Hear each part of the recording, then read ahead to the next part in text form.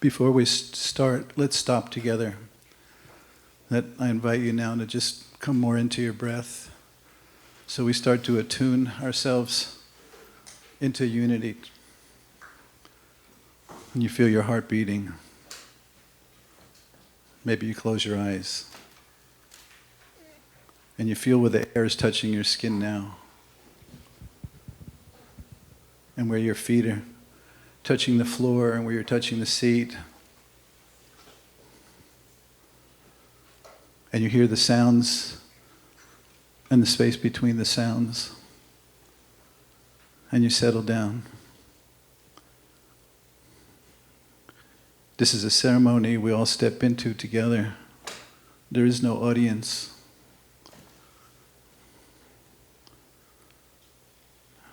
And I invite you and I ask you to call on all your teachers and your guides to keep you right here in the breath, in the moment, and call you back anytime you wander into thinking.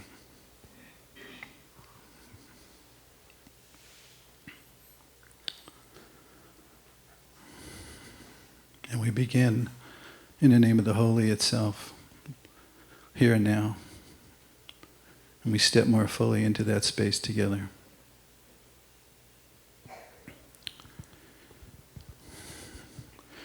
So before we go into celebration of life, which we did so well at the Temple of Peace for Mark, and now many of you were there, I want to take some time to honor the dying and the death part of the story.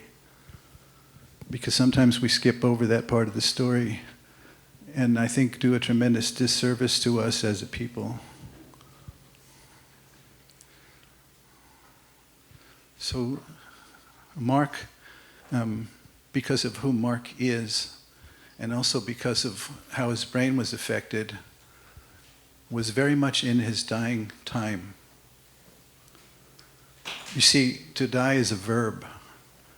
It's something you do, or you don't do, or you refuse to do. You can be killed by brain cancer, but that's different than whether you actually did the dying part. And I saw Mark have no resistance really to the dying part.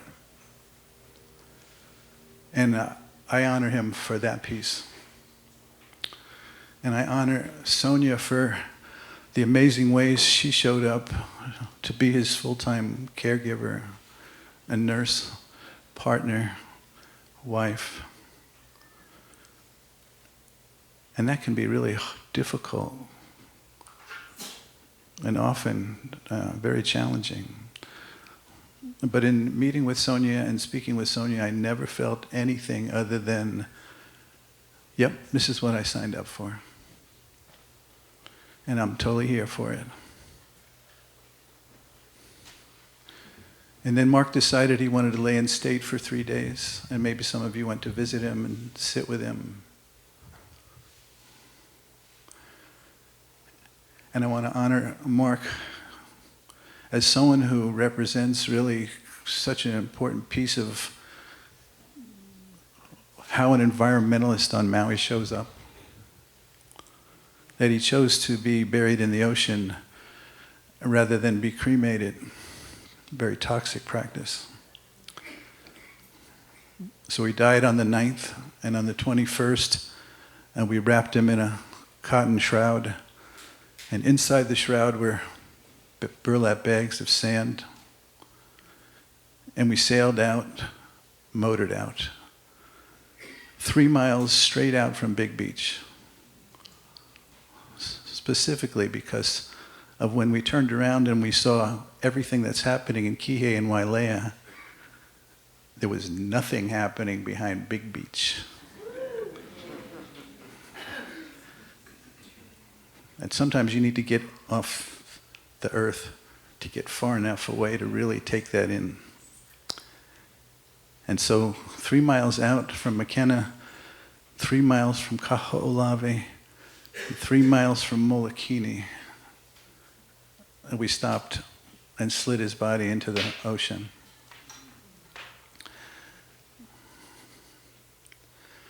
And then too, as far as us, nothing seems to stop us quite as dramatically and quite as quickly as when we hear somebody close to us just died, or is dying, or got a diagnosis. Something happens to all of us. And of course, when you look around, and when I look around, I see people I've grown up with for the last 40 years, a whole lot of people here. And in that time, in that 40 years of growing up together and watching each other turn into us, nobody wants to be an old person, but nobody wants to die young. Go figure. So we started out 40 years ago going to baby births and birthday parties and weddings. And sure enough, this is what we signed up for now. And sometimes you only see your friends at things like this. But this is what we signed up for from the very beginning. That we're going to say goodbye to every one of us until it's our turn. One of my teachers says, there's two kinds of laziness.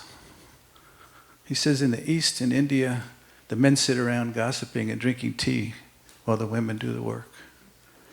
And he said in the West, Western laziness is people are so busy doing all this important stuff that we never get to the really important stuff. And it seems that death, somebody close to us dies, it doesn't matter how much death there is going on in the world, and God knows there's so much of it. In fact, we've had to kind of armor ourselves a bit because most of us are really too sensitive for the story that's playing out, and we needed to protect ourselves from the immensity, intensity of how much is at stake right now, how much is in the balance.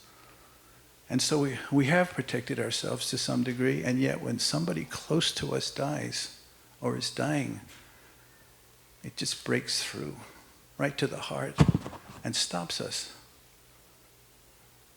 And often what it does is it reminds us how very precious and how very fragile this is.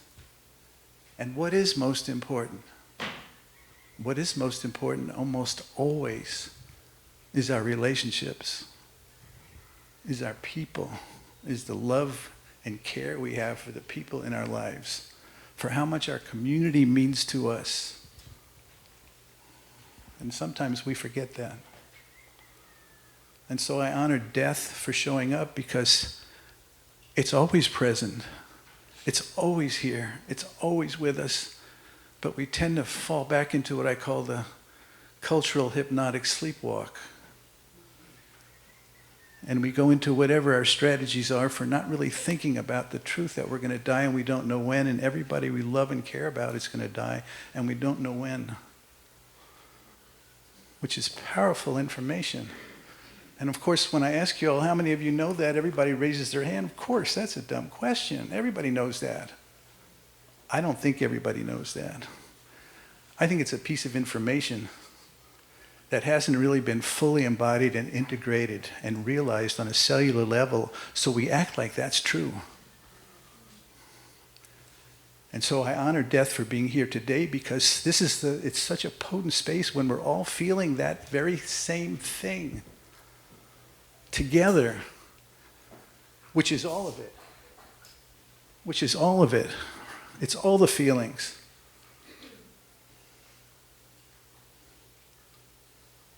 This is sacred.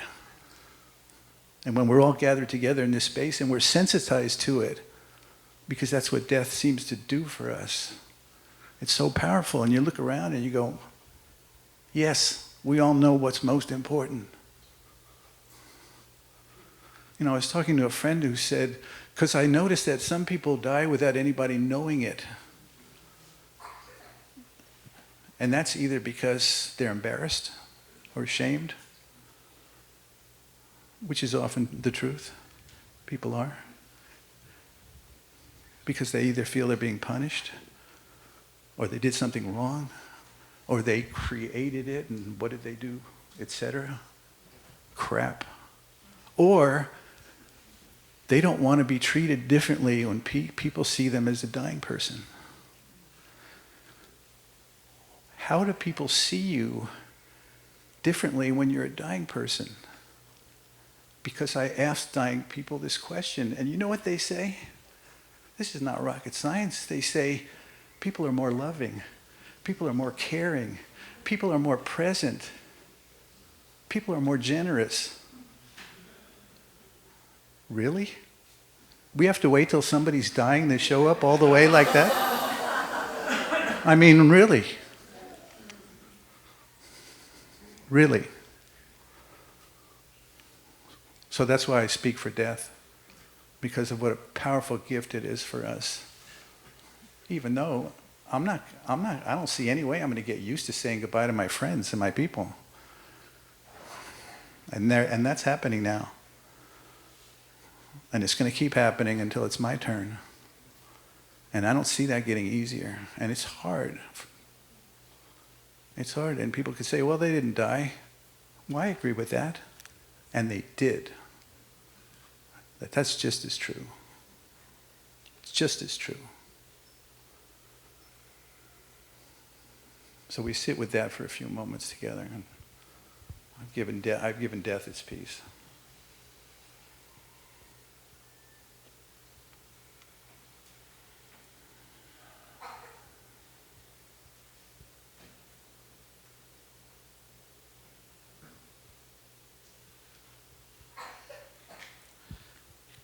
And some people leave a bigger hole in the circle than other people.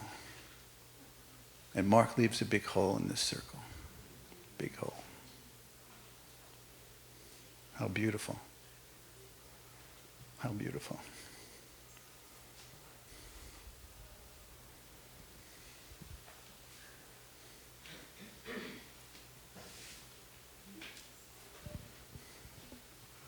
You want to hold this one? Thank you. You bet.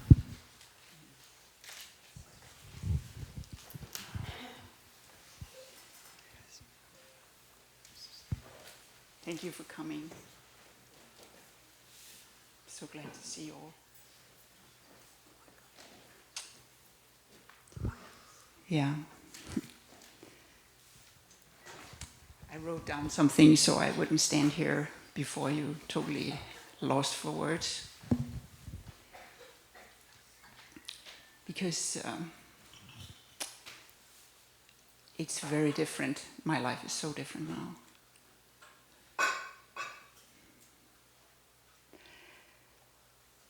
I know everybody had a piece of Mark, and I have had a certain piece. But I came late in Mark's life, and he had had a long life before, and I've given that some thought as I was writing down, thinking what I would say, and I was thinking of how long he's lived here, and how a long history he has with a lot of you that I wasn't part of, and it's okay. It's fine. I just want to honor it. That the Mark I knew was a piece of his life. And he actually, before he even came to Hawaii, he'd lived already quite, half his life almost. So he had the blessing of a long life. And I'll say more about that later, because that influenced also the way he died. But I want to share things about the piece that I got to share with Mark, which I think, because he told me so, is very unique.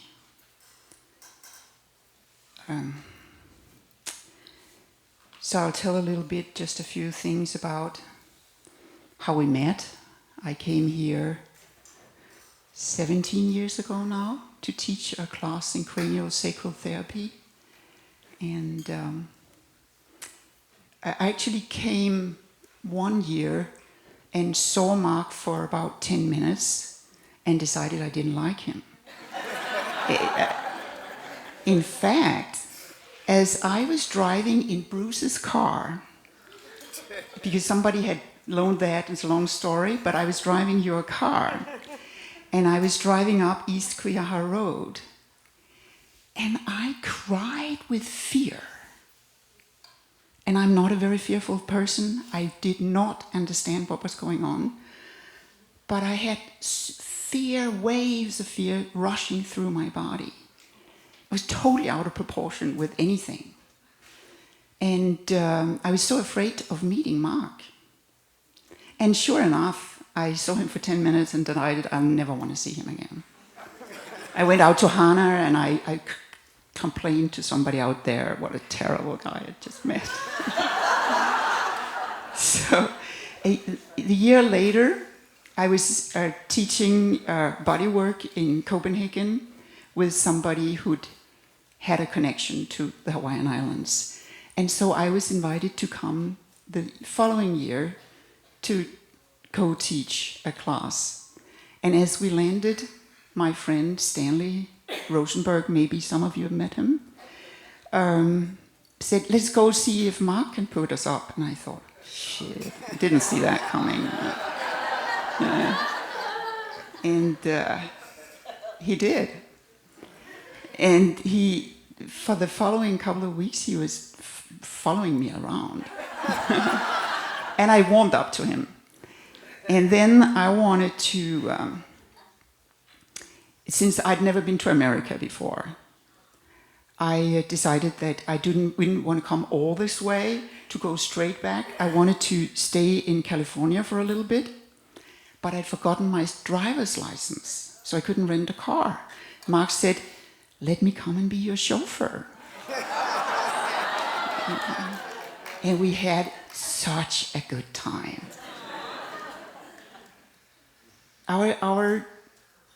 The nature of our relationship was very mental. We started a conversation during that trip that never stopped. We just there was always more. And we, until he died from that trip, we spoke every day for 17 years. If not, while I was in Denmark, which I always traveled back and stay there every year. And we would call once or twice, and the rest of the time we'd live together. So we just had a space where we just found the other one really interesting.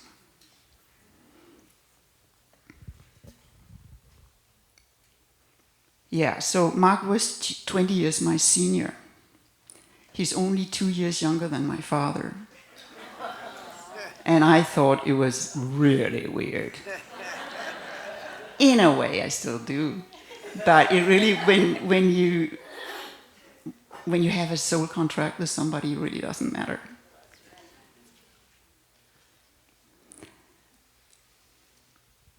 So,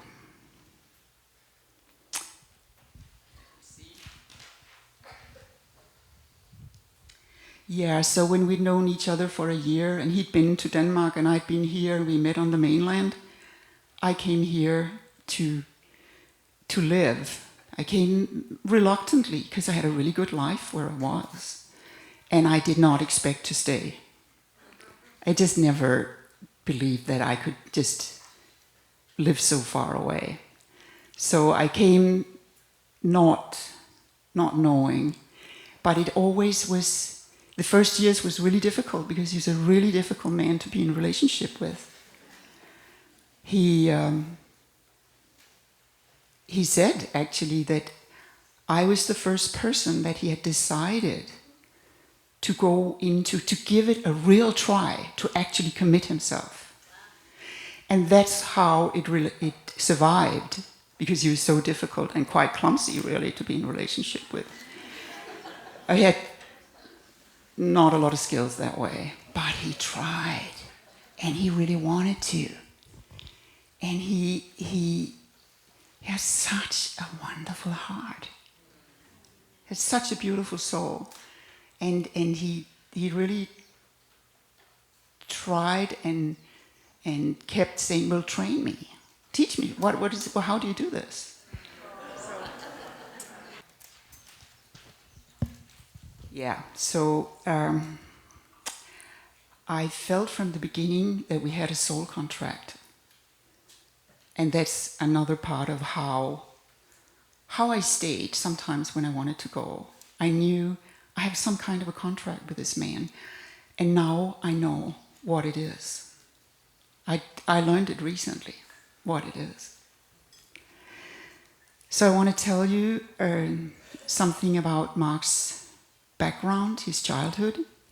I'm sure a lot of you know it, but he was born in an orphanage in 1935 in Buffalo, in upstate New York, in a Catholic orphanage by an 18-year-old girl who, by mistake, had become pregnant.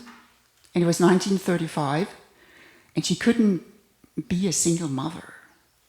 So she went to this orphanage and gave birth and left. And Mark never saw her in his whole life. And for the first 5 years of his life, he lived in an orphanage. Not one orphanage. He was shuffled from one to the other.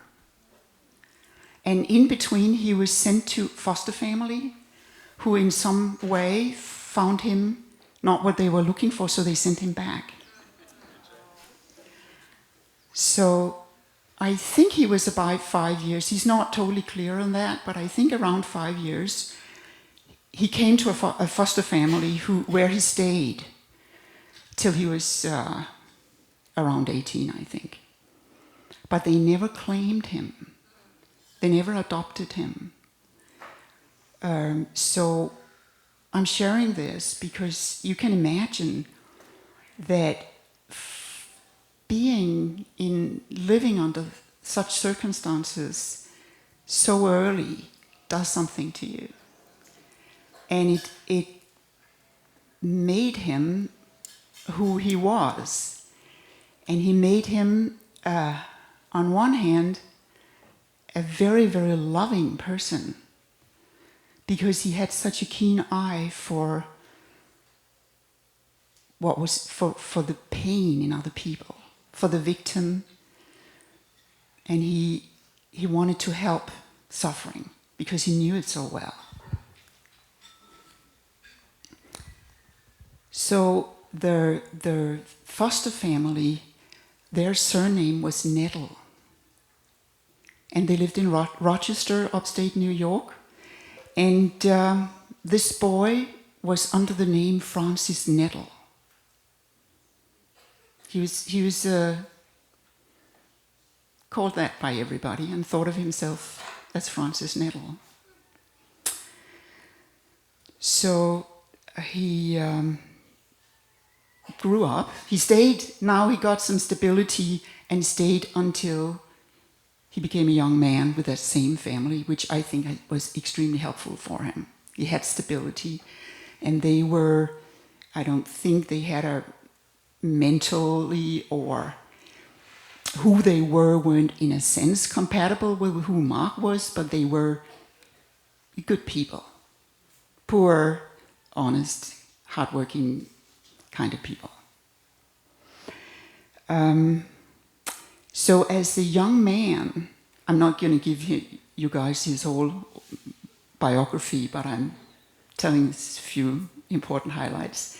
As a young man, for some reason, he gets to see some papers where he finds out his mother was called Gertrude, I think you would say, Gertrude Sheehan. And he became Mark Sheehan. He just decided to take that.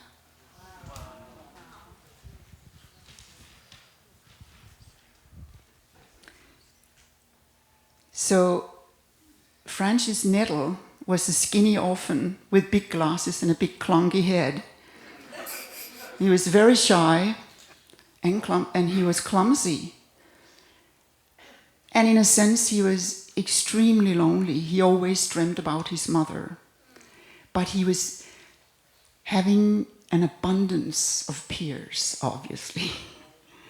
So he had this way, I'm sure you all know that way, he had with moving really freely amongst his fellow human beings. The young Mark Sheehan, he was tall and good-looking and smart. And he built a persona very different around him. And that's the one you all met. So Mark Sheehan studied hard and he became an academic. His smart was more of an academic smart, not so much a street smart. He's kind of gullible his whole life, in my opinion. Yeah. So many things happened that we're skipping over, but in the 1960s he found himself in the University of Berkeley, where he's doing his paper. And that juicy flower power time steered a longing for freedom for this Catholic boy. There was drugs and sex and rock and roll, and a very lively political ongoing rebellion and discussion that steered something that he could identify with. And in a sense, you know the rest. But I think it started there. Because he had this social indignation. And he knew what it was like to be on the very bottom of the social ladder. So he had such a rebellion in him. But I don't think he showed it much, or was much in contact with it prior to that.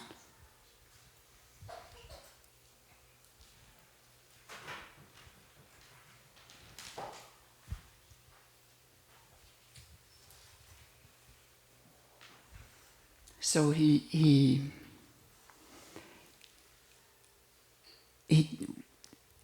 now fast forward all these years, because you guys, a lot of you guys know more about it than I do. But yeah, so as long as we live together, I've spent time in Denmark every year, and I knew this year, as I traveled to Denmark, that somehow I just knew this is something different this year. But I had to go because I now have a granddaughter who's 13 months old, and I want to be with her. So I went, and I received a phone call when I'd been there around a month, around 1st of June, and the 7th of June I was back here. And he didn't get the diagnosis up front. We kept thinking he had a water cyst, because that's what they called it first. But then we learned about his diagnosis, and we knew that time was very precious. And in the first weeks after the diagnosis, we had some really good conversation. We got to talk about everything we needed to talk about while he still had his full mental capacity, or at least almost. And I asked him if there is anything I asked him everything, and I asked him if he regretted anything from his life. And first he really said he'd had a wonderful life, and he was so grateful. And he was allowed to live so many lives in this one lifetime. And he had such good friends, and he lived the most wonderful place he could live. He was mostly just grateful and couldn't believe he was the same Mark that started out the way he did, that he'd gotten so far and had become who he was. But he said, if he was to change anything, I don't think this was his exact word, but he said, I tried to be everything to everybody. And I didn't give myself in intimacy and and nourishment that way. And I think that boy from the orphanage, he never learned to give to himself because he was never given anything, probably. So how would he know? But that was what he learned. That giving himself and being an environmentalist and doing everything he'd done, not that he regretted that. That was meaningful and wonderful. But he didn't show up for himself quite enough. And I really took it to heart, and I wanted to remind everybody, make sure you just also give to yourself, and make sure you really give to your close ones, because they are the ones who are going to be with you when it's your time. If you haven't, make sure you have those kind of depth in your relationship. Who's going to be with you? And he gave to me. He did. He did. We talked, and because that was our way. We were not compatible in so many ways, but mentally, we spent hours telling each other about our childhood, our feelings. And as he got older, it was sort of random memories. Today I'm going to talk to you about when I was in the military. I'm going to talk to you about when I was in Turkey, when I had a French girlfriend and lived in France. When I was a headmaster of a hippie high school in Big Sur. And he was full of stories. He was a really good storyteller.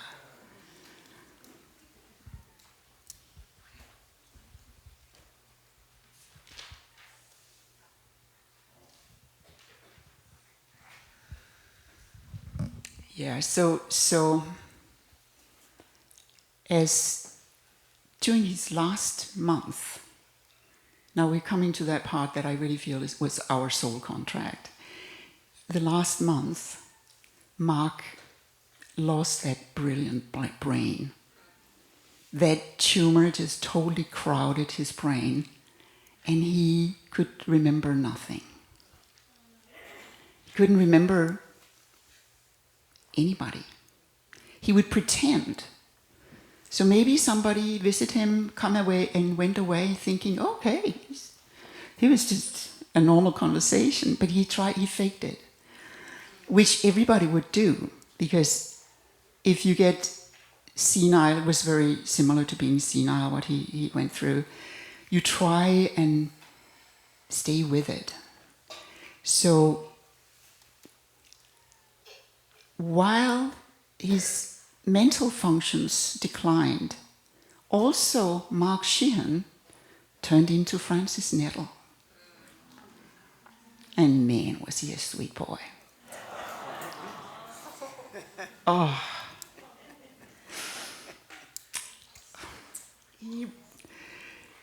He was such an innocent, open boy. And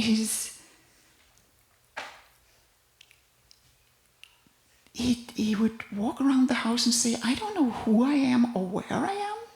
And he meant it. And I thought, how cool is that? Because who we take ourselves to be is a story. And I think it taught me so much about when the story goes, who's left. And it's nothing but the essence. And so it was a gradual process, but as the week went by, I got to be with this sweet boy. And he would, all his wanting to control everything, he just totally let go of it. I said, do you want tea or coffee? And say, oh, I don't know. I'll have to leave it up to you because I can't think anymore. So what that showed me was how confident he was, how trustful he was of me. And it happened to be me, but I was the mother. I became that mother that he spent the first 5 years fantasizing about. And I don't even know if anymore he related to Sonja. It doesn't matter, because I was the mother. And I got to ally with Mother Mary and Kuan Yin and the whole gang. And I took care of him, and I wanted to. I was exhausted because he would wake up and get out of bed and fall, and I would be afraid he'd fall and break something and be miserable. And he did fall, but he didn't break anything. Because the brain tumor didn't cause any pain. When eventually he got pain, we had to give him pain medication, was because his old back pain flared up. And like a lot of us, if we had to spend a lot of time in bed, we would have pain. So he was sedated, but not more, not a whole lot. So he just actually really enjoyed not having to do. Because again, being this orphan boy and being so dirt poor early on, he had to work. When he started school, he started working. He always worked and worked and worked. So he got some time where he was not doing anything, was not in charge of anything. He just leaned back and say, bring me this, do that. And he was innocently grateful for what he got. It was very beautiful to behold, and an honor to be able to give. And I know that was our soul contract somehow. I think probably he was my kid in a different life or something. Because it was a wonderful thing to give. So the last few days, I want to say also a thing that I really respect about Mark. When he first got the diagnosis, he was depressed. He would sit around and mope and just say, I'm depressed. I said, I understand. And he got over it. Quite quickly, really. And then he never expressed fear. He never expressed feeling like a victim. He never blamed anyone. He never fell down in those things, those lower feelings that one could very easily have done. And I respect that a lot. That he just took it he became a boy, but he took it like a man. And he was authentic with his sadness in between his loss or whatever it was. He was just authentically feeling whatever he felt, let go of it, and on to the next moment, because he was just in the moment, because he's lost his thinking capacity. So during the very last days, he no longer could walk around. He would just be bedbound. And that was difficult to watch, because he couldn't drink and he couldn't. I found that was hard, but that was just because somebody I loved was suffering, seemed to suffer. He never expressed that he suffered, actually. He didn't moan and groan or make sounds in a suffering way, actually. He just couldn't drink, and he was sweating, and obviously his body was drying up. So I found that couple of days was it was a difficult time. So he fell into sort of a not coma, but he didn't hardly speak for about 24 hours.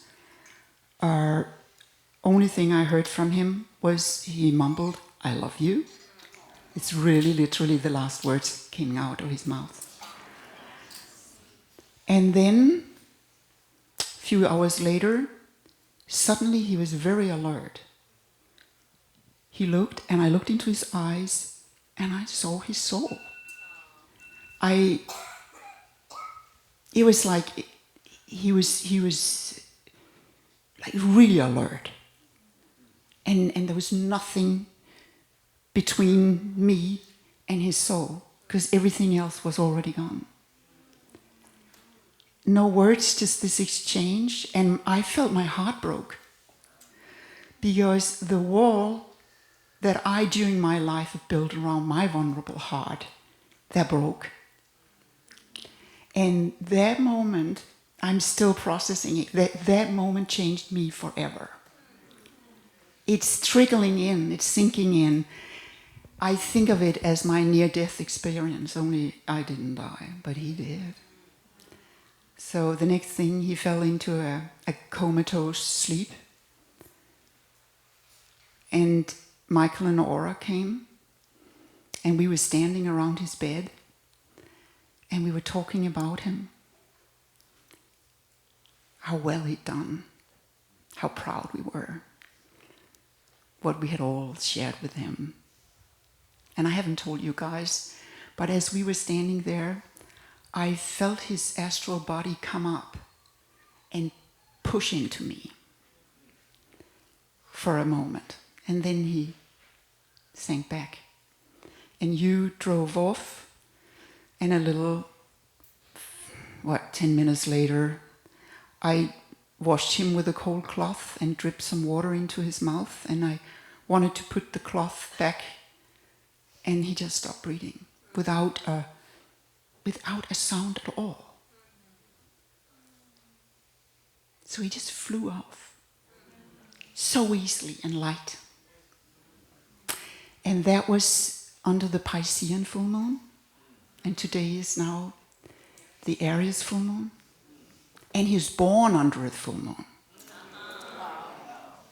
So we tried to do this last Sunday on McKenna, but I think it was supposed to be now and here.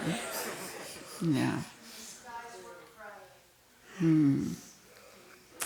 So I think he died in a very beautiful way. I wasn't afraid of death before, but now I'm very confident.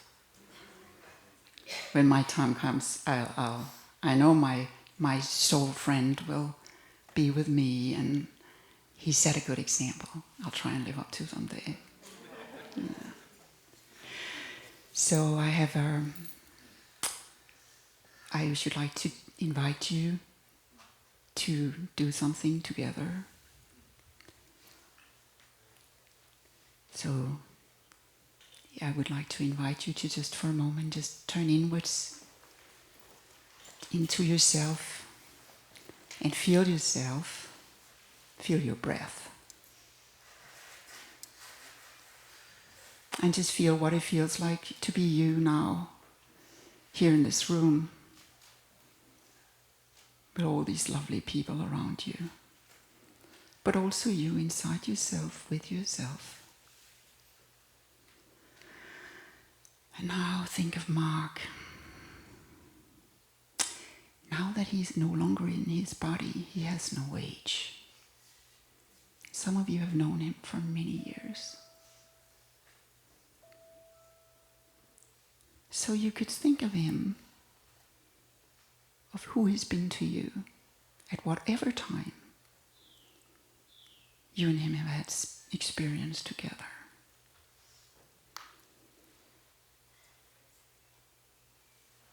And spend a moment to give him your gratitude or whatever you have for him. What he may have shown you, what he may have been for you. Tell him if there's anything you want to tell him.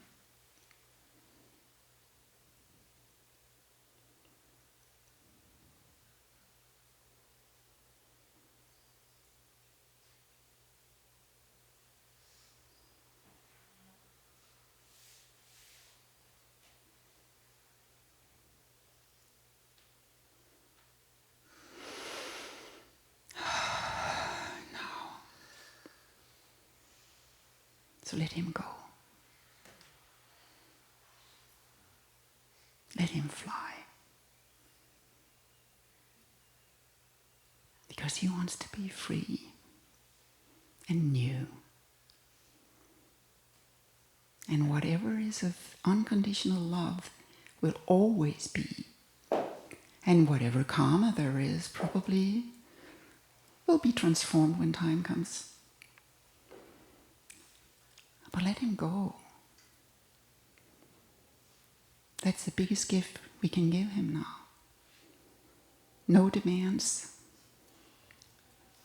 Don't be sentimental. There's no death. He's no longer Mark Sheehan. That's who died. But he's got a beautiful, immortal soul. I know that.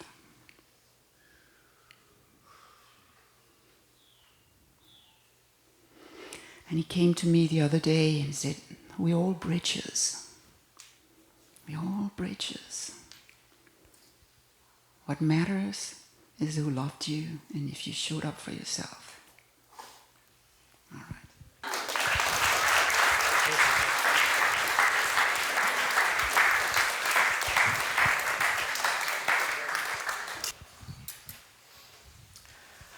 I'm going to take a page from Mark's book and introduce a little bit of benevolent chaos to the moment.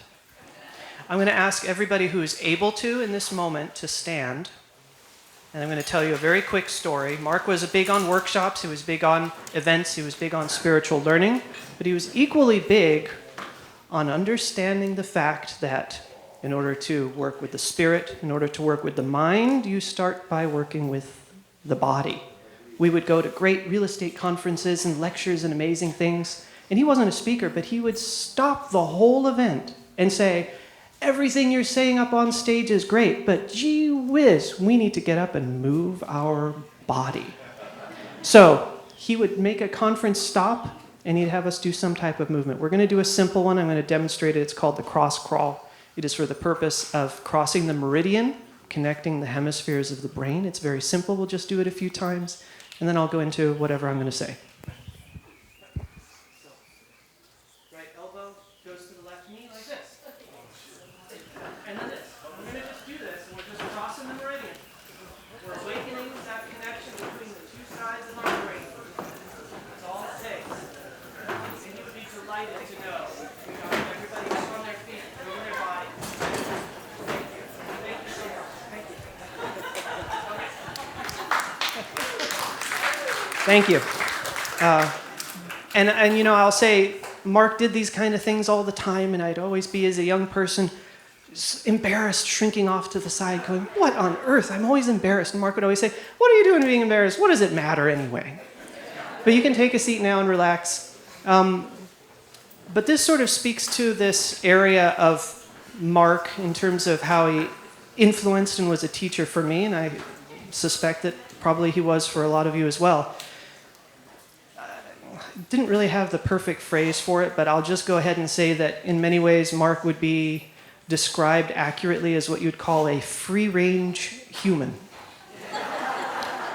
You heard a little bit about his upbringing, his childhood, imposed with a lot of religious dogma and limitations in his own life, physical limitations, fused spine, one eye that was lazy and he had vision problems. He had a lot of limitations.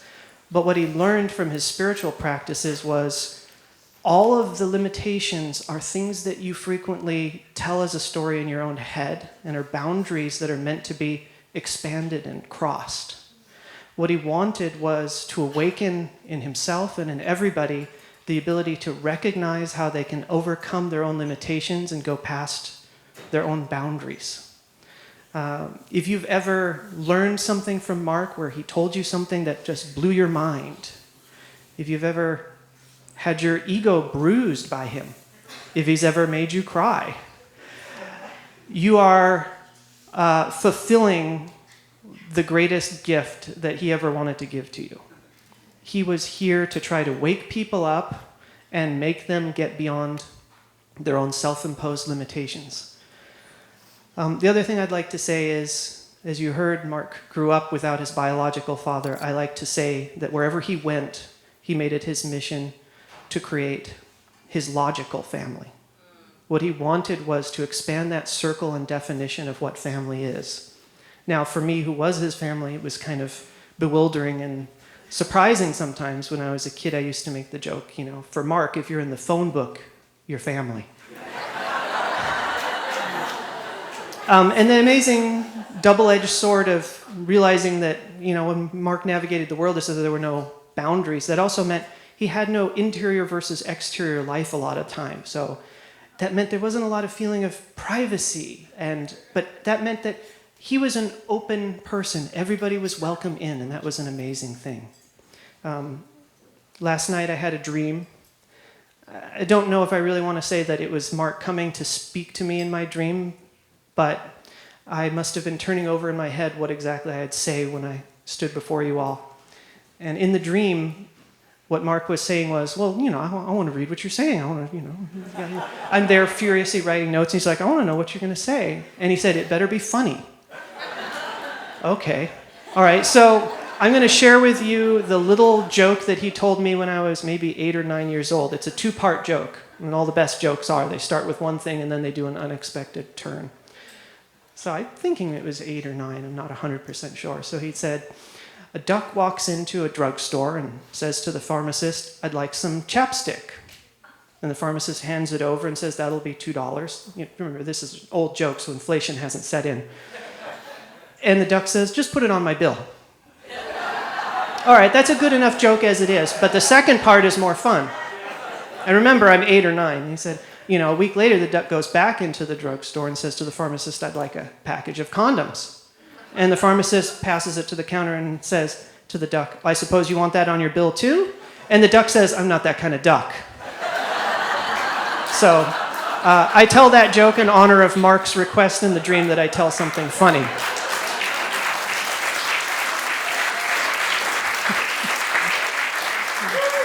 But that's a side of Mark that, because he was serious and studious and analytical, in fact, Mark would be the type of person, if you said, Mark, do you consider yourself an analytical person? He would stop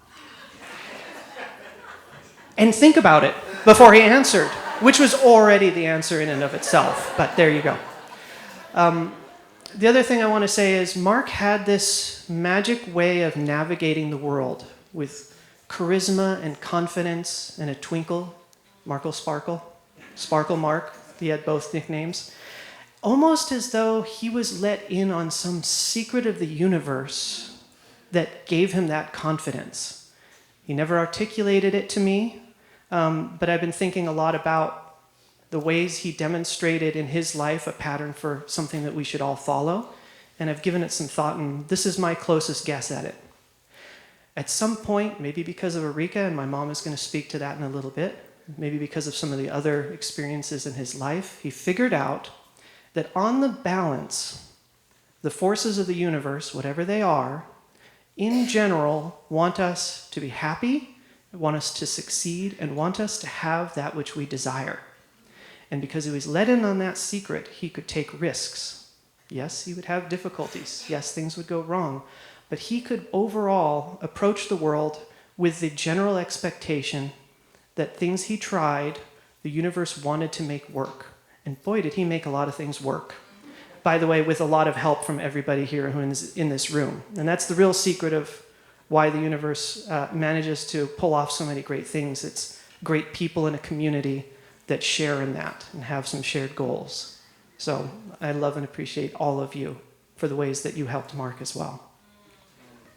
But for me, I started out in life with a lot of fear and self-doubt. And Mark was always challenging me to push beyond that. He put me in Aikido class, and every class I would be gripped with fear in the car, refusing to go.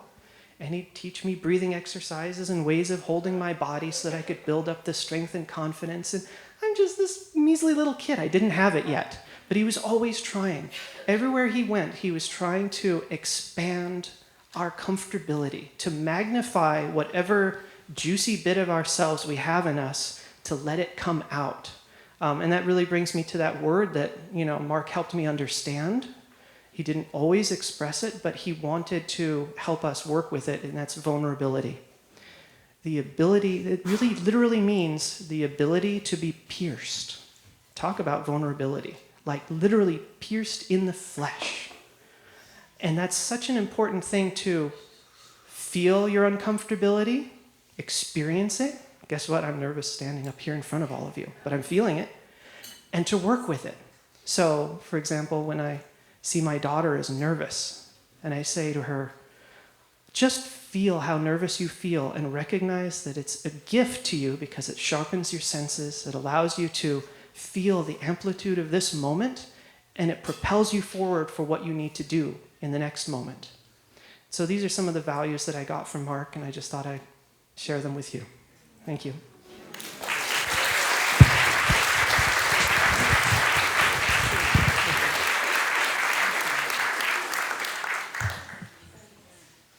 I think we're up to Lucianne. Could we know the name of the beautiful young man who just addressed us? Well, Michael Scott is Mark's son. And next to him is Aura, his wife. Hello. You want to take this out? I think, yeah, maybe more better.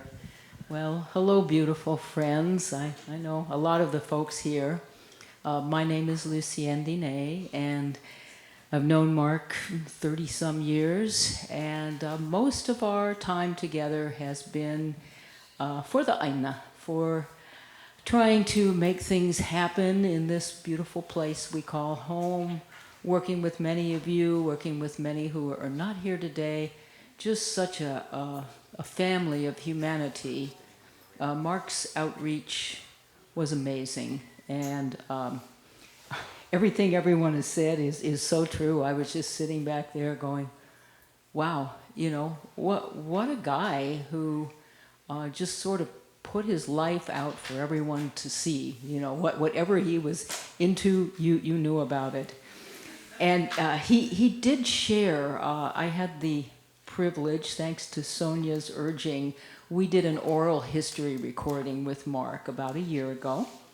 And it was 2 hours, and I was the interviewer, and it was on Facebook because it was kind of COVID times, but Maui Tomorrow wanted to have, you know, the legacy of Mark's involvement with Maui Tomorrow, and then I said, well, wait a second, we got to talk about Mark's life. I mean, this is an incredible person. Yes, he did wonderful things with Maui Tomorrow, but there was more.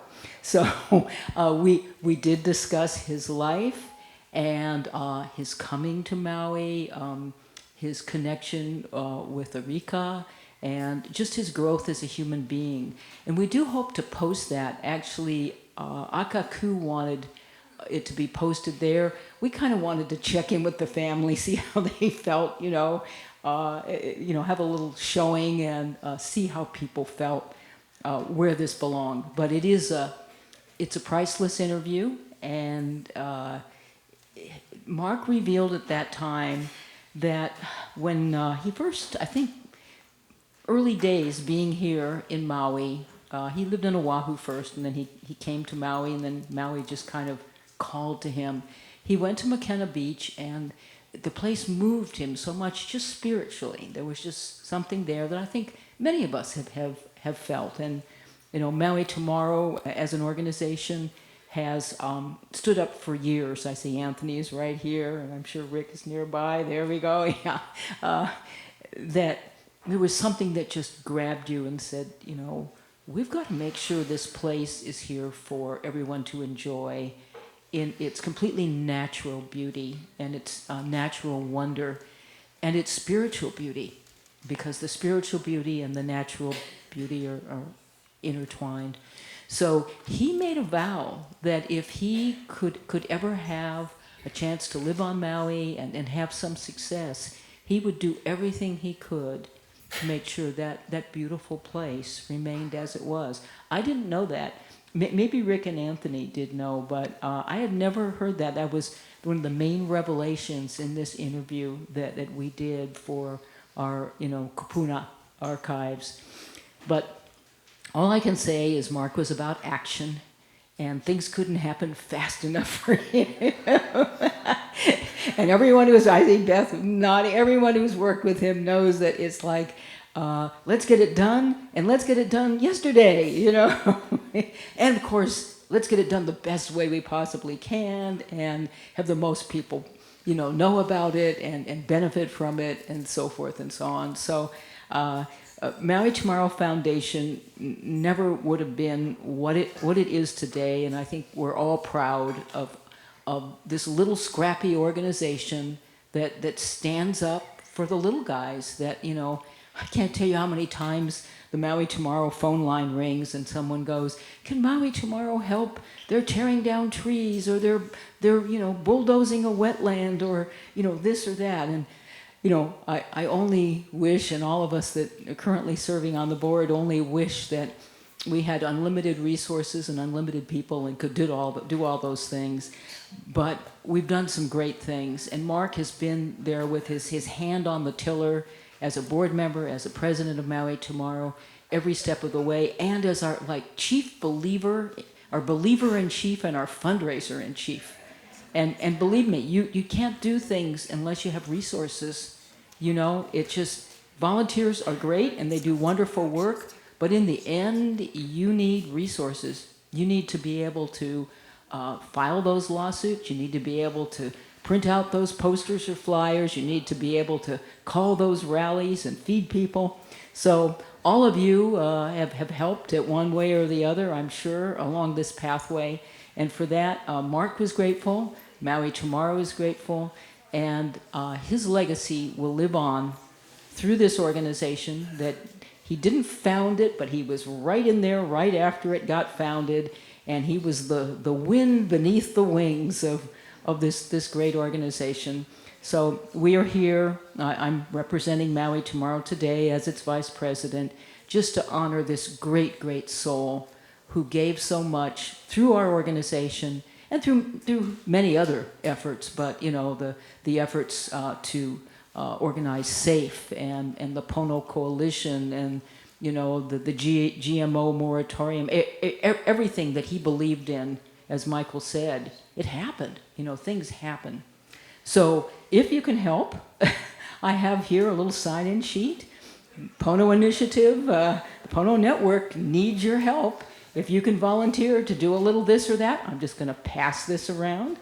I told Ann I would do this, and just sign up, and you'll get a call and say, "Can you show up for a sign waving?" You know, you'll get a call or email. So thank you all, and I will pass this on to the next presenter, and so grateful to have an opportunity to speak about Mark's life in that sphere of our world, because he lived in so many different worlds. Thank you, Bodhi.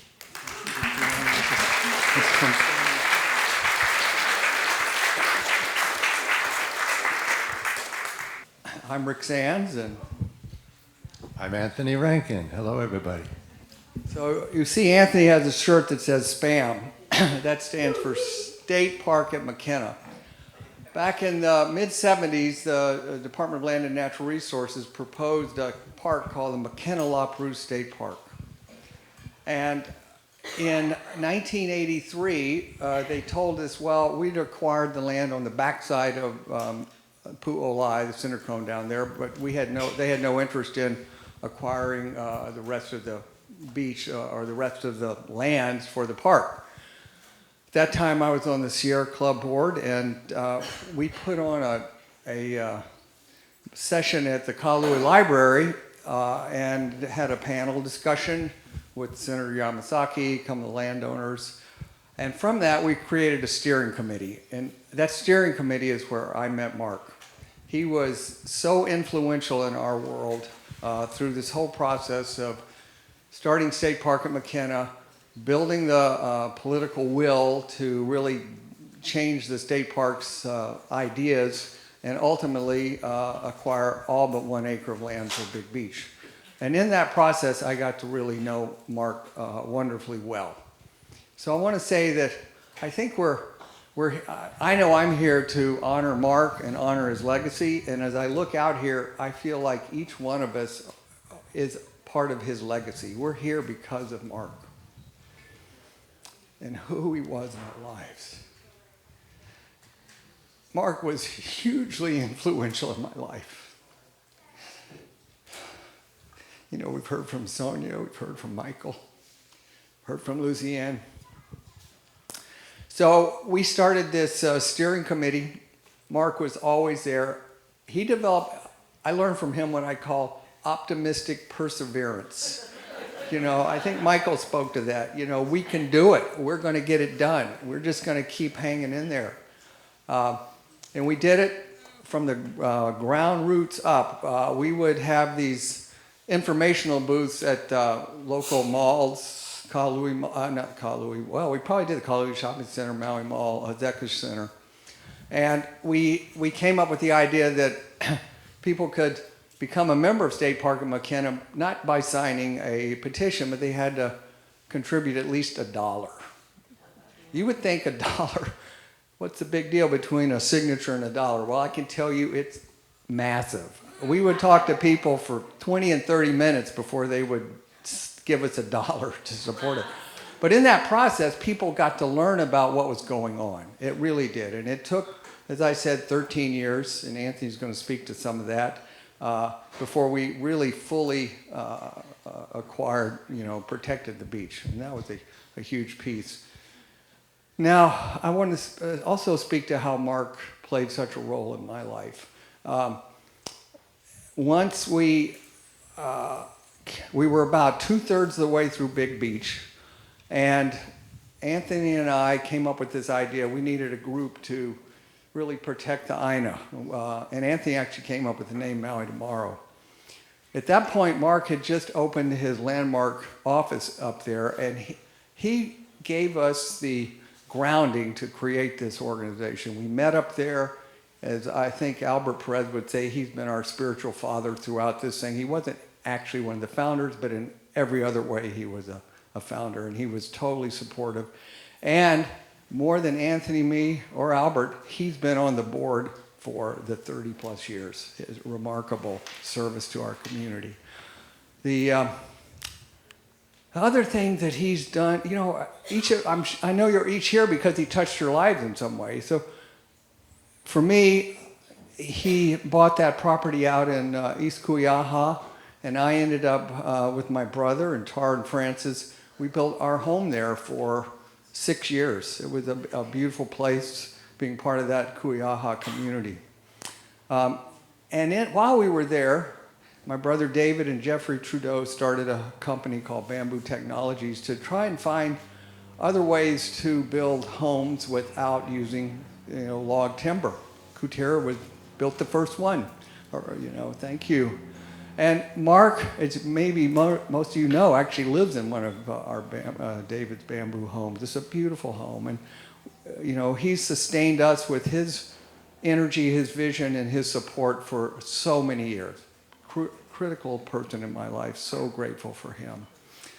Grateful for the community that we live in. So I'm going to turn this over to Anthony because we went from kind of halfway, 2/3 of the way through Big Beach, and then Anthony had to get us, and Mark had to get us over the finish line, and in that time we started Maui Tomorrow. So I'll turn it over to Anthony. Thank you, Rick.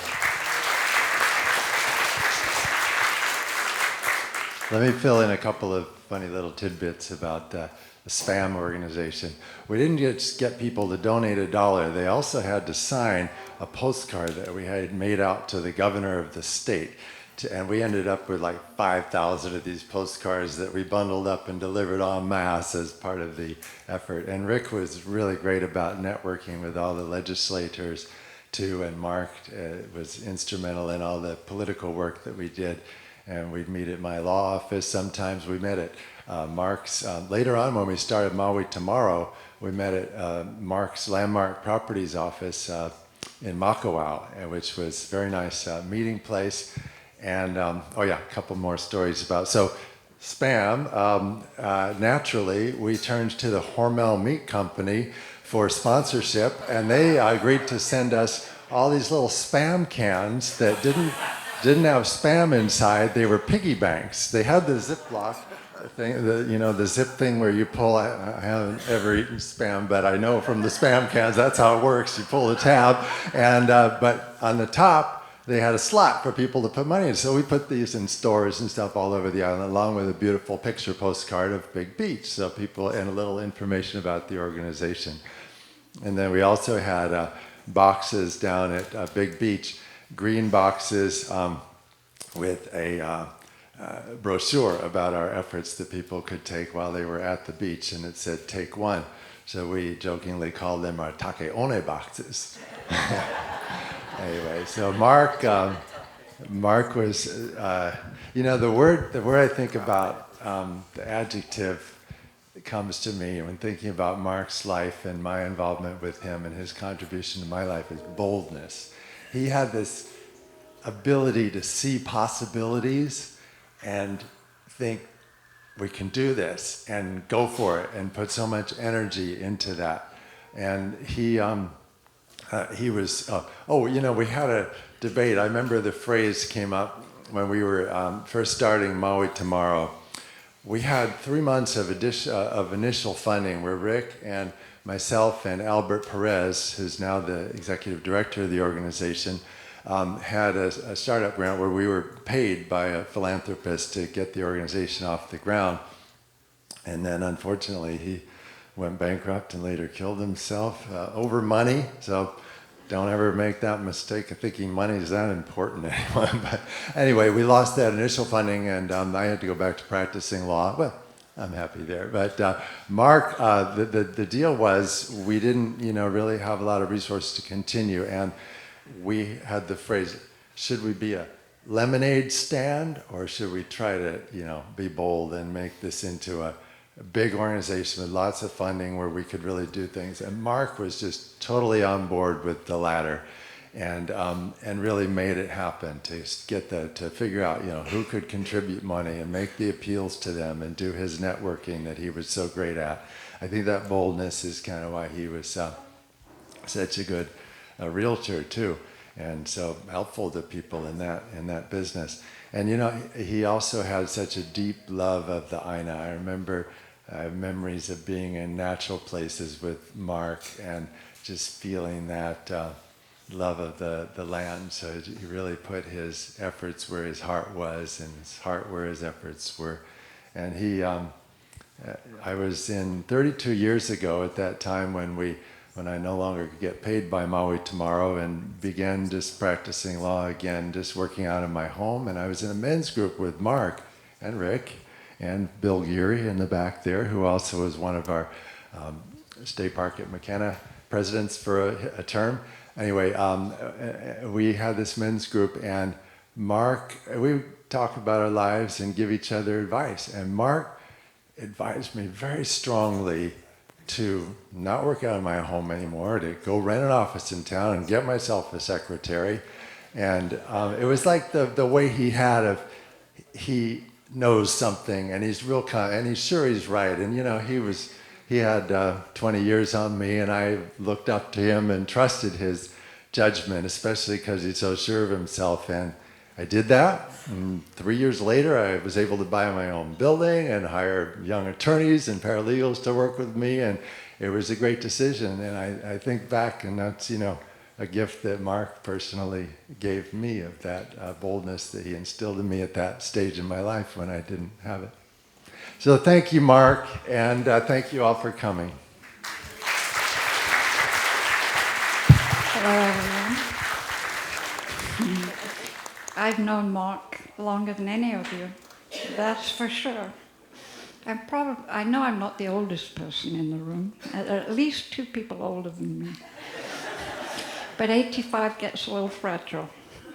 I met Mark, I was introduced to Mark on St. Valentine's Day in 1973 at the Eureka facility in Manhattan, New York. You're going to hear the word Eureka quite a lot here. This was a major part of Mark's life. Eureka really changed him. You can read what he said here and there.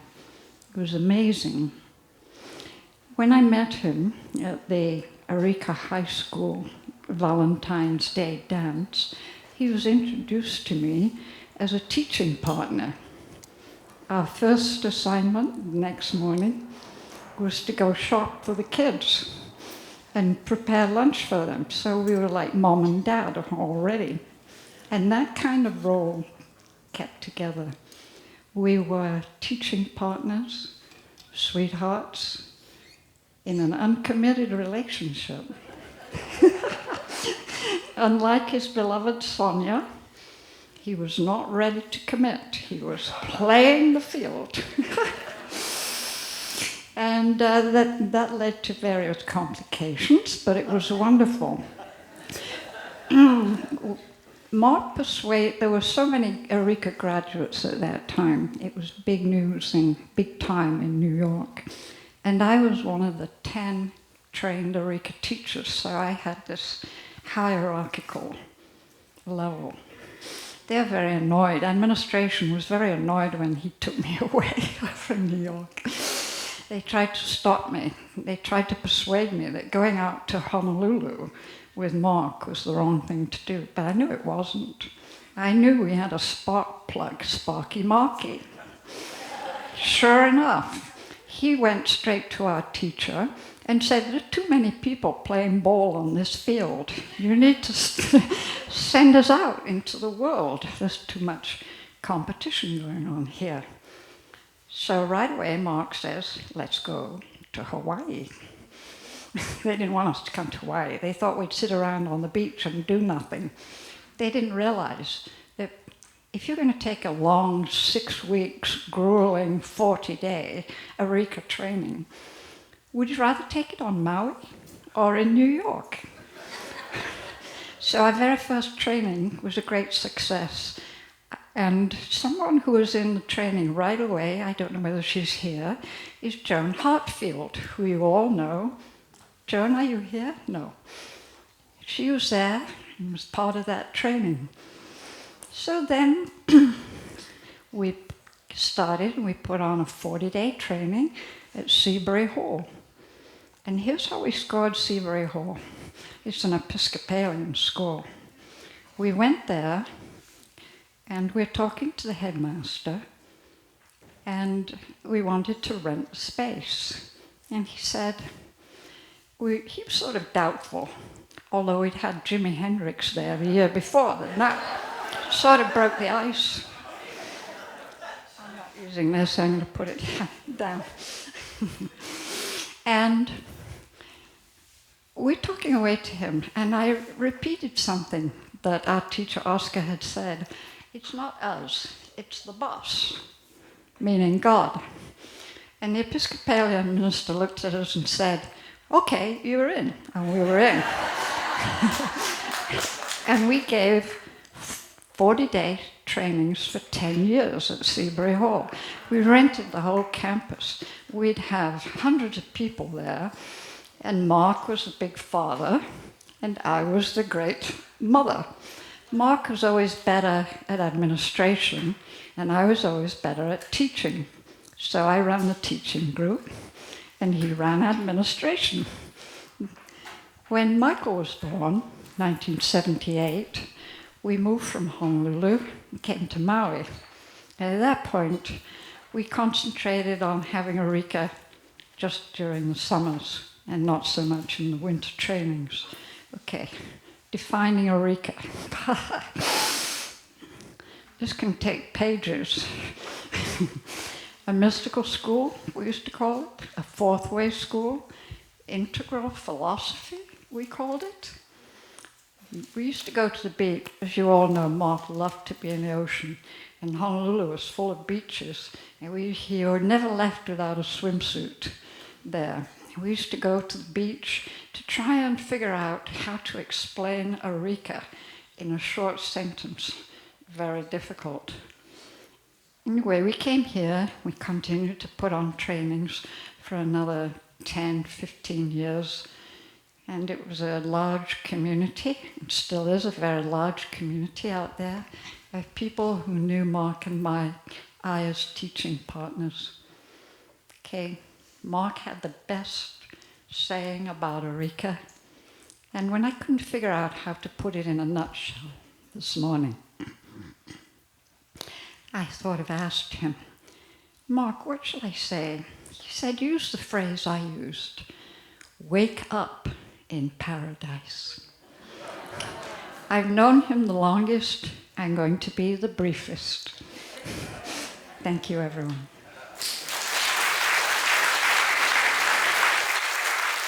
So Mark was a mentor to me. He really inspired me in the environmental movement. I consulted with him a lot. And I used to watch him in the county council speaking, and the way he did it and the way he spoke from his heart and truly inspired me. So he was my mentor. And then it happened in 2013 after an Earth Day. And it was Monday and everything was, we were pulling everything out, and the last thing to go was the stages. And I was waiting for the truck to come, and I was exhausted. So I lay down on the stage and decided to take a nap until the truck comes. And I had this dream, this whole vision came to me of the Shaka movement, of writing a GMO moratorium law and getting people to put the signatures and put it in the ballot, first time that ever happened in Maui. And in this vision, I saw us winning and taking on Monsanto, and then I woke up from that. And Mark was a part of that. He was in that whole vision. I woke up and I said, oh my God, that wasn't a dream. That was like a download. Like, you're not asking me to do this, are you? This is like delusions of grandeur or something.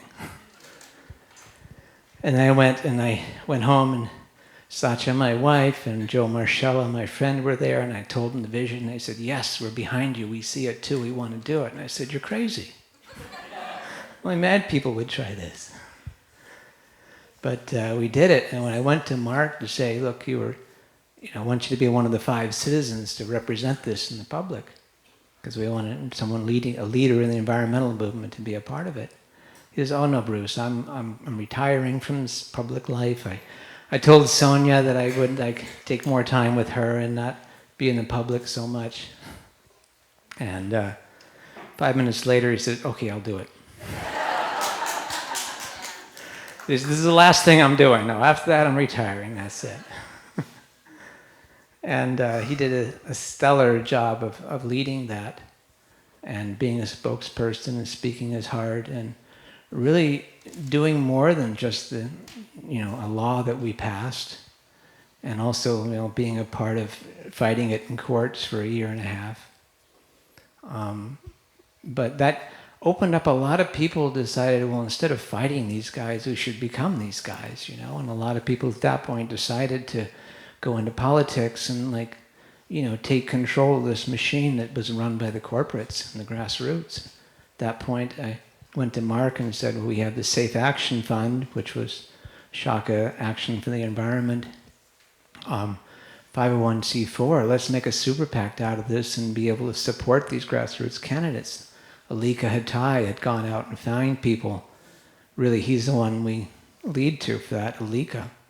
Because he went out and found people to work for each one of these parts in the county council and encouraging people to run. And so we had a lot of grassroots slate, and they needed to be supported. So Mark and I started Safe Action Fund, which became, was the Ohana candidates, which later also became the Maui Pono Network as a regular PAC in order to lead it.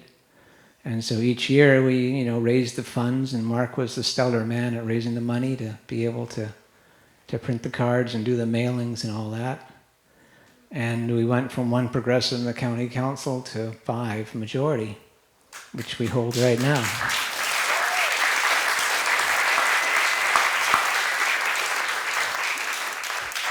So, commercial plug. If you want to support Mark's legacies, one of the way we do it is we pass these cards out to people. It's a cheat sheet that we said. We called it the cheat sheet because people they don't know who to vote for. They just want to know someone who's gone through and vetted the candidates and knows what to do. So these are the Ohana candidate cards with the pretty faces, and on the back is all 13 charter amendments. We're telling people to vote yes on all 13. If you want to do something for Mark's legacy, take a stack of these home with you and pass them out to everybody you know. We're going to have a table outside where the honey is. It's on the honey table. We have these cards, and we'll pass some out a little bit later to everyone or you can take, if you're ready to take some with you and pass them out, and this is how the grassroots works. We get it out that way. And I want to just bring Mark into us so we can just hear his voice. So the moratorium is, if we are dealing with things that are proven lethal, let's stop the use of them. If there's any doubt, let's invoke the precautionary principle. Let's stop using it until we can verify for sure that it's safe. These are experiments being conducted outdoors, blowing in the wind, and they should be controlled experiments indoors. It's too dangerous to be outdoors. And the risks far outweigh any benefits. So it's not only GMOs, but it's also the It's pesticides. the pesticides. A little bit again. Well, if people need to really just do a little investigating to see, well, just what is atrazine? It's a restricted use pesticide. It's made by a Swiss company. You can't use it in Switzerland. You can't use it anywhere in the European Union countries. But we did, a couple of years ago, 2012, last time I'm seeing figures, there were 82,000 pounds of it used in Hawaii. And it's mostly used on the sugar fields early on, but it's not used just by itself. Now, it's a known endocrine disruptor. It's been associated with breast cancer. So it's a substance that should be used not at all. Find another way of doing it. But if you're attacking nature, if you think weeds are bad, and you've got to attack nature and you've got to destroy it and you've got to kill the soil, be careful of what you're killing around. When they spray it in Paia, there's a woman who lives in Paia, and she had her house wiped down, and right after they spray, the health department comes in and wipes down her counters, and there's the very pentamethrin, atrazine, the whole combination of things that they were spraying on the fields are on her countertops. Yeah, we are taking unnecessary risks, and nobody's ever called them on it. And people have been asking for them to, the sugar company to restrict cane burning, and they always put it off because the profits are more important than the people's health. That's shameful behavior. No responsible manager should be making those decisions, and if the decisions are beyond their control, they should resign and find another job.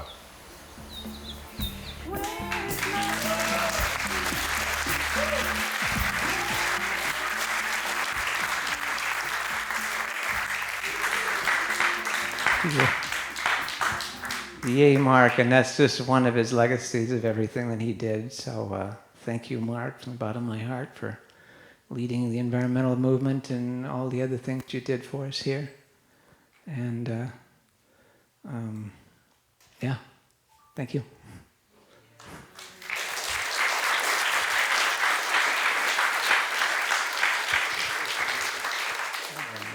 Oh, so for all of you who have not spoken yet and would like to say something, I want you all to speak it out loud right now, all of you at once.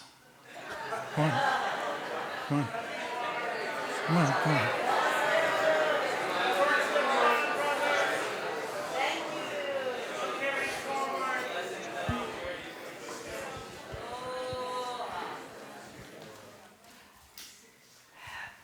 Well, what an honor to be here, and just to say yes with Mark, he was such an encouraging man in my life. He made me be the first one to invest in bamboo. We were the first one at McKenna Beach. We had our wedding there. We were on Mark's side with being first ones, and we loved him. So we want to share a song, and after the song, we want to go into a visualization. And I'm sharing that with you because one thing Mark was telling me, that he really would have liked to finish that part in his life of making sure his land is settled and beloved wife Sonja doesn't have to worry. And he told me that personally. And I would love to invite you after that song in a very short visualization, because he believed manifestation and visualization, that we're going to see Sonja standing there, and I will just guide you. And if you are all Mark's lovers in here, holding that vision and that manifestation, it will move with ease and grace and love forward so that everybody can move on. But first we want to tune you up to that high frequency. And Darren is singing a song which comes from a place where community is very big. And we are a great community here. You're going to sing it with me, right? I will back up here.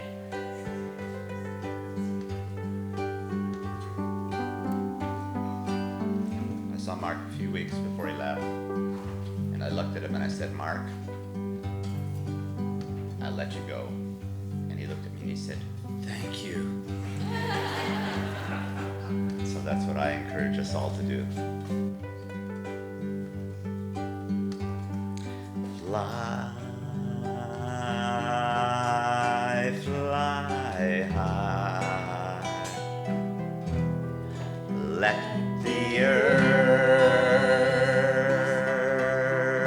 touch the sky. Fly, fly high, let the earth touch the sky.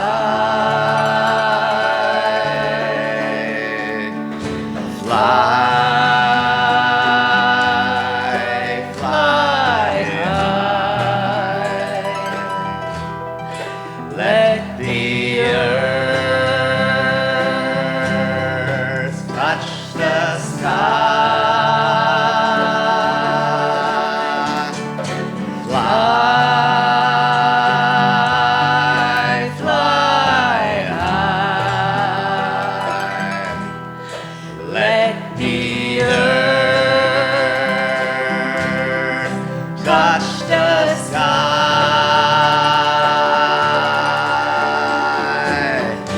It's the time of the good, it's the time of the good, it's the time of the good, it's the time of the good, it's the time of the good, it's the time of the good, it's the time of the good, it's the time of the good, it's the time of the good, it's the time of the good, it's the time of the good, it's the time of the good, it's the time of the good, it's the time of the good, it's the time of the good, it's the time of the Buddha.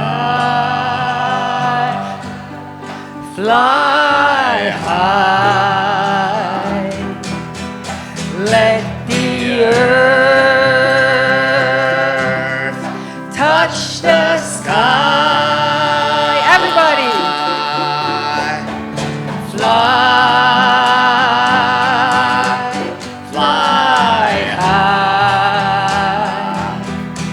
let the earth touch the sky. Fly, fly high. Fly high, Mark.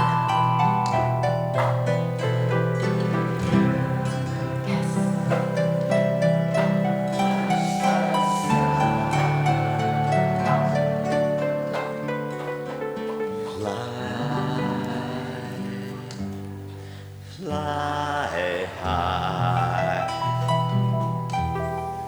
let the earth touch the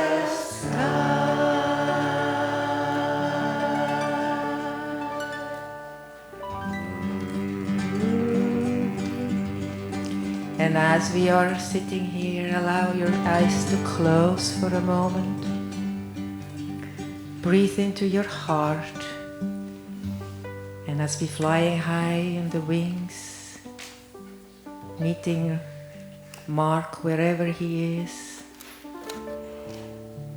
be calling forth the grace and the love of an easeful time for our friend Sonja and his beloved wife.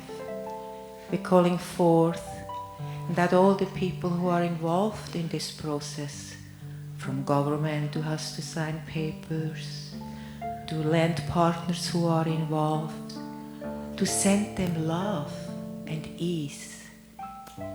Imagine all those people who have a little piece to do to move the process of this CPR forward. Send them love, ease, completion.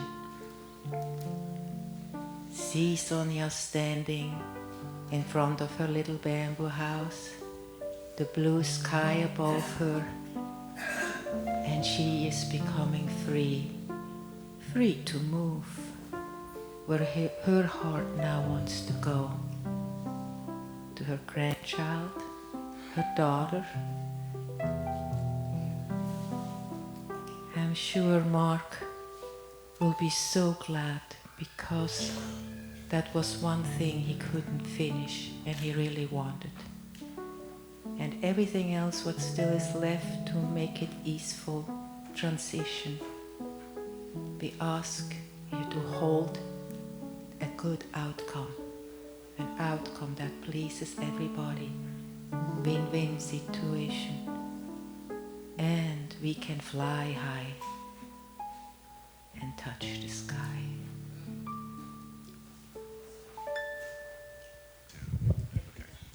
Okay, a few weeks back I was hanging out with Mark, and we were just hanging out, and I shut my eyes and I did a reading on him. I just entered his frequency and became Mark Sheehan.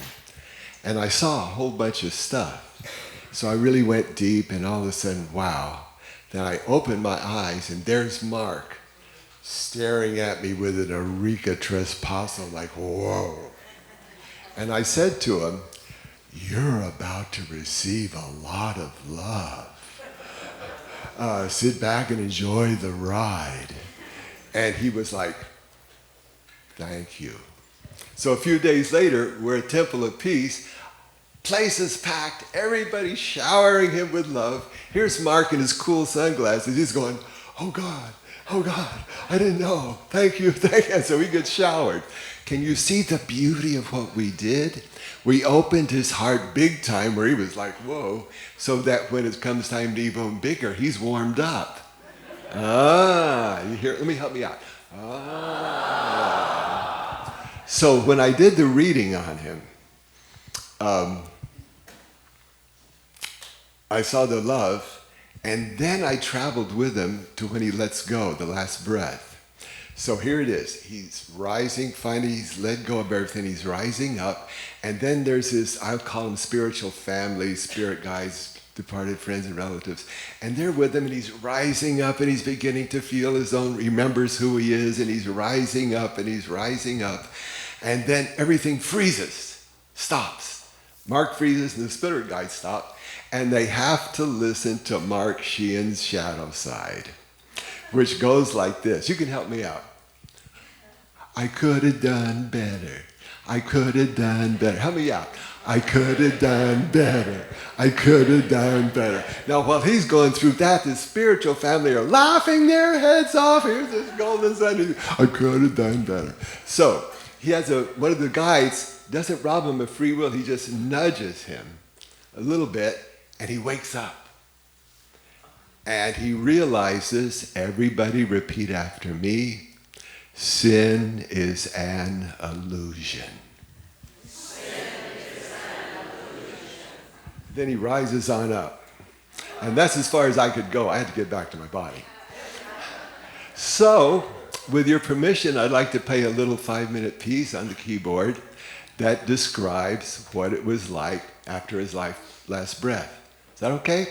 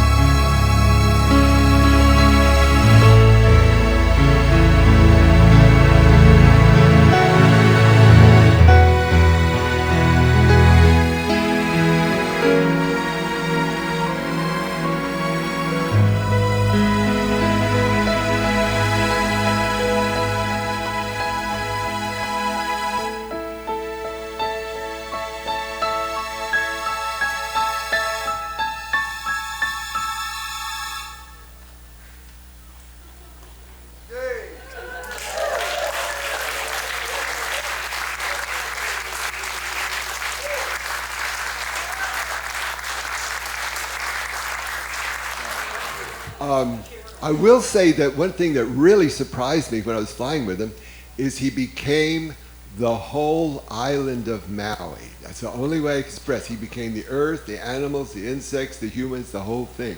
He was, boom, the island of Maui.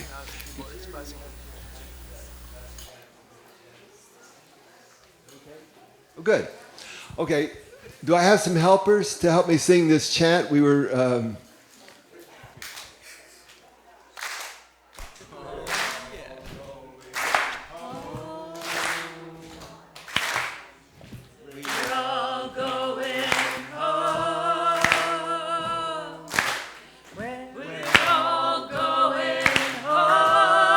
flow like a river to the ocean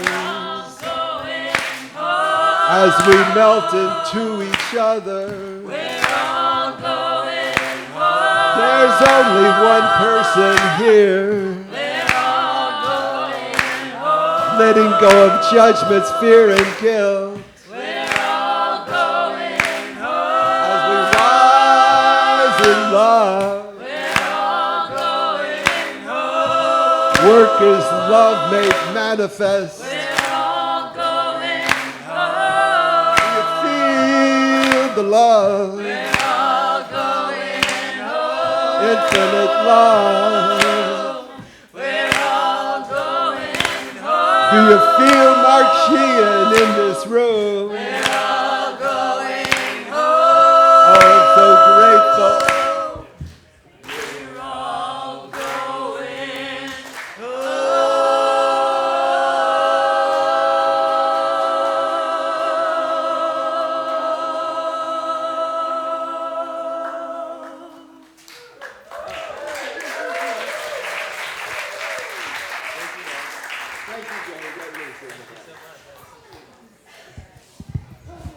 One more piece of Mark Sheehan called Mayor of Maui.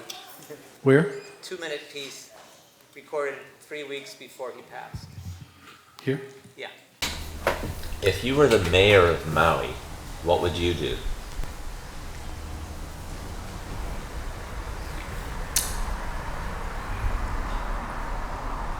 If I were the mayor of Maui, would you do something with water distribution?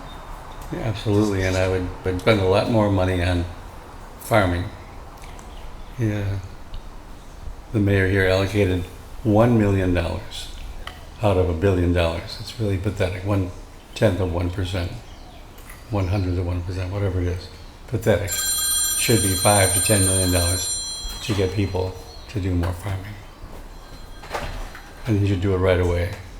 But he's such a jerk, and I hope he'll be replaced. Almost certainly Bisson will be one of them, and the other possibility I hope will be Kelly King. Kelly King, right. Yeah, the wisest woman we have. Long shot, because Bisson's got almost $500,000 behind him, probably primarily to develop more hotels and condominiums. That's where his money's coming from. And her money's coming from people who want to keep Maui from being, so we build affordable homes. That's what's important. We need 5,000 or 10,000 homes. So let's start building them, borrow $1 billion and start building them. We build more farming. What about tourism? How would you? The tourism population in June was 48.9%. It's insane. Yeah. So what would you do to attract a different tourism on this island? Would you do, what's your ideas around that? Restrict the number of people who can be here. Restrict make them pay heavily for that pleasure. Okay.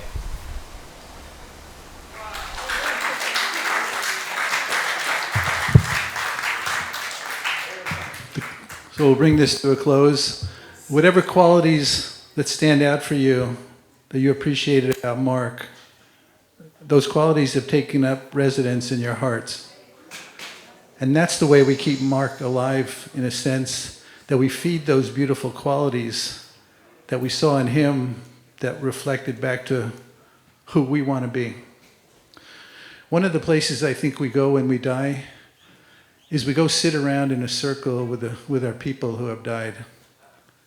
And we tell stories and we laugh together and we look down here and see who's in trouble, who needs our prayers. And then we pray for our people down here. Those people are praying for us now. And Mark's going to go sit with those people. And the way we keep that alive is the way we continue to deepen and keep alive our connection to our ancestors. And may it be so. What we did today, what we do now is a sacred thing. So I want to thank you all for bringing your awareness, your attention, the time of your life to be here.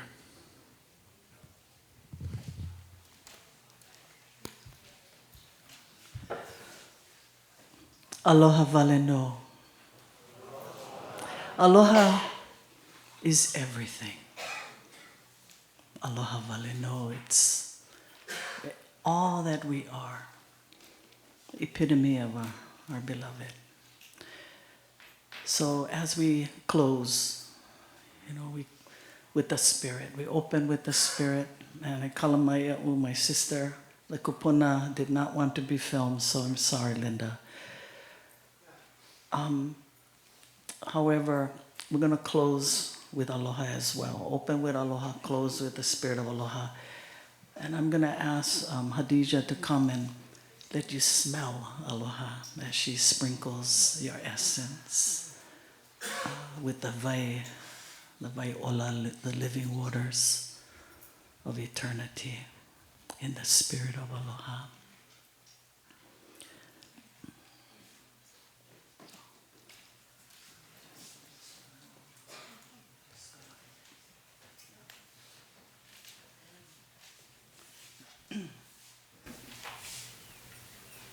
E na kupuna e lamai e ho'olo na pule aloha I ke kainui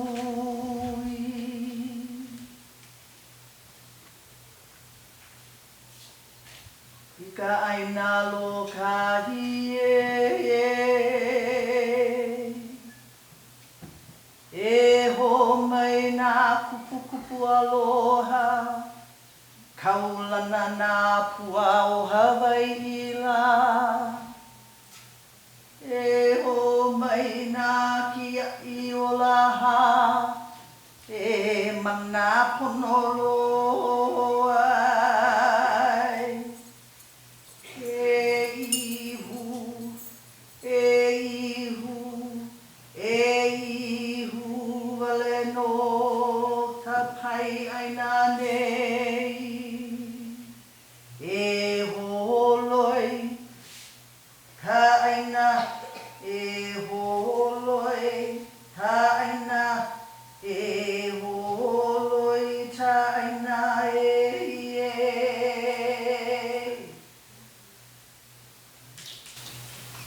offer your breath.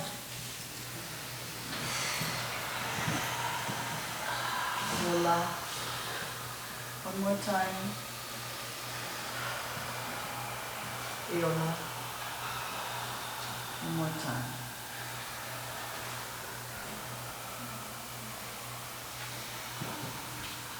May we bind it in aloha.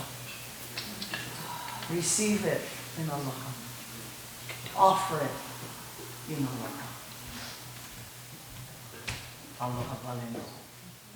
Mahalo.